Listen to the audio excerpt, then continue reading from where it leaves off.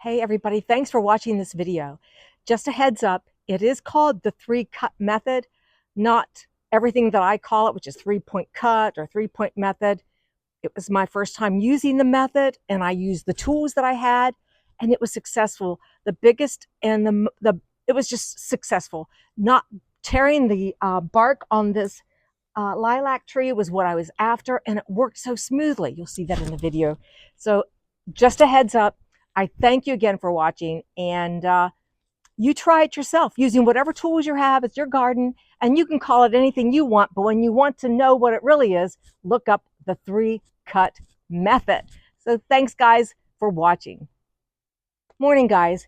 You may have heard us mention we want to get this limb out, and I've already started taking off some of the weight on the top of this branch, mainly because the one thing we don't want this to do, and it has been, we feel it's drifted some from the weight of the top of this branch. We don't want it to break off and then rip the bark and destroy this tree. It's a mature tree. It's my lilac tree. It's every bit of 25 years old, but we want it to have more of this upright canopy than to have this leaning and maybe breaking and ruining the tree. So what we're going to do today is I'm going to use what I've read is called the 3-point process of cutting a limb off or a branch off your tree. And what I'm going to do for my own safety and the safety of this nice hydrangea in this small areas, I'm cutting as many of the branches off of the top of this branch so that when it does fall, it has less impact on what's under it. So I'm going to start cutting that off, and then we'll get to the 3-point process. So I'm just using my loppers to take off these lighter branches,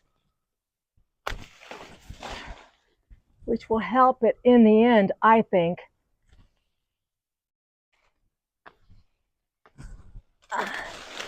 Yeah, that ripping sound is not what I want to do to the main branch here. Oh.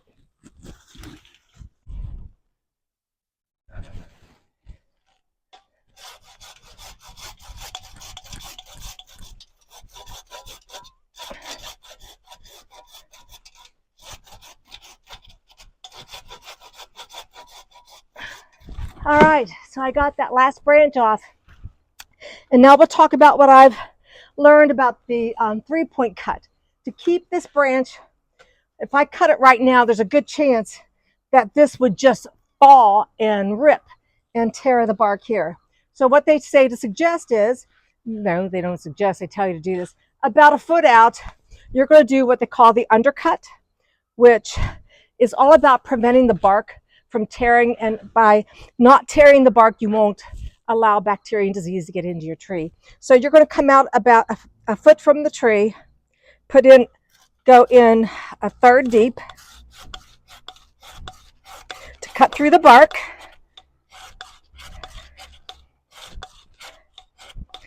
Just like that.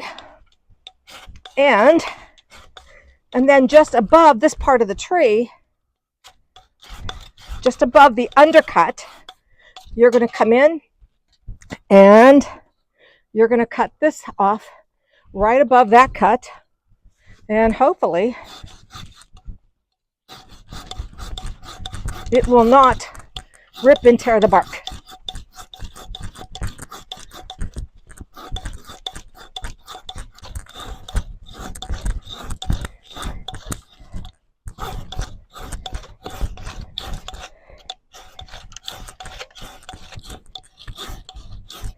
Almost there.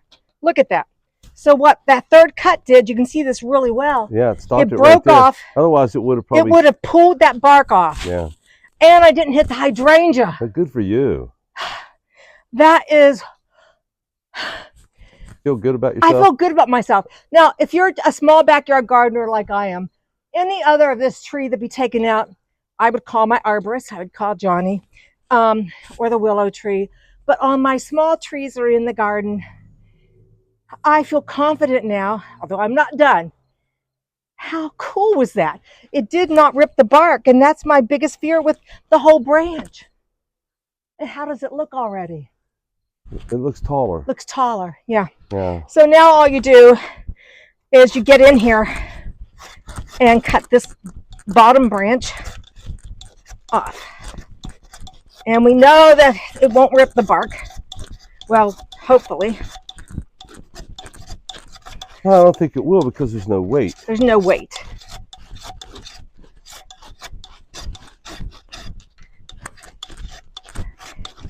This is a tight squeeze. Well, maybe if you had a better saw. What? Maybe if you had a better saw. That's a good saw, though. I've had that saw for years. No, it's not the saw. It's Teresa.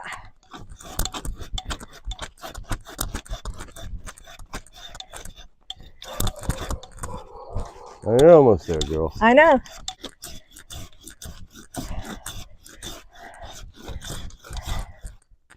Oh, there we go.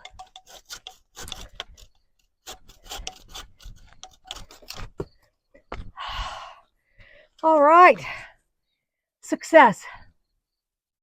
As far as I think it. Well, I think, let me step down here and yeah.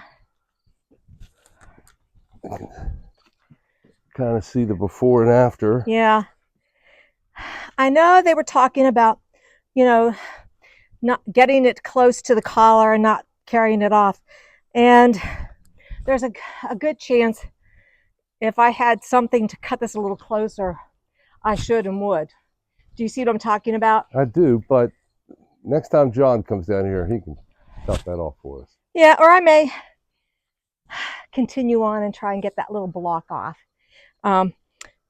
Because I want to do it the right way so that you can, it should be cut off right above here. And all right, we'll do that with the reciprocating saw. The reciprocating saw. Yeah. So we'll get that done. Yeah. And come back. We'll come back to it. Thanks, guys. So guys, we did go to the reciprocating saw, which I've used for small jobs like this. And what I want to do is I do want to get this cut, leaving as much of a collar as I can, but this is too much. And so I'm going to get in here and cut this to where there is a nice collar left.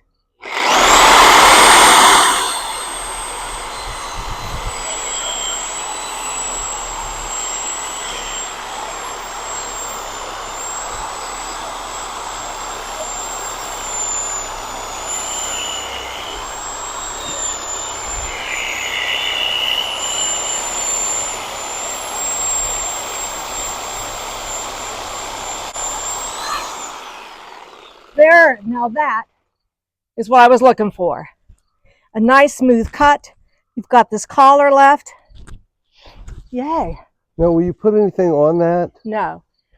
Everything I've read, you let Mother Nature take over, it'll be fine. You don't have to seal that off. Cool. So there you have it. Yay. Try your hand at it. And again, all the important thing about any tree is not ripping the bark, and that 3-point cut will help you out with that. So thanks for watching Gardening on the West Fork, doing her first big limb cut.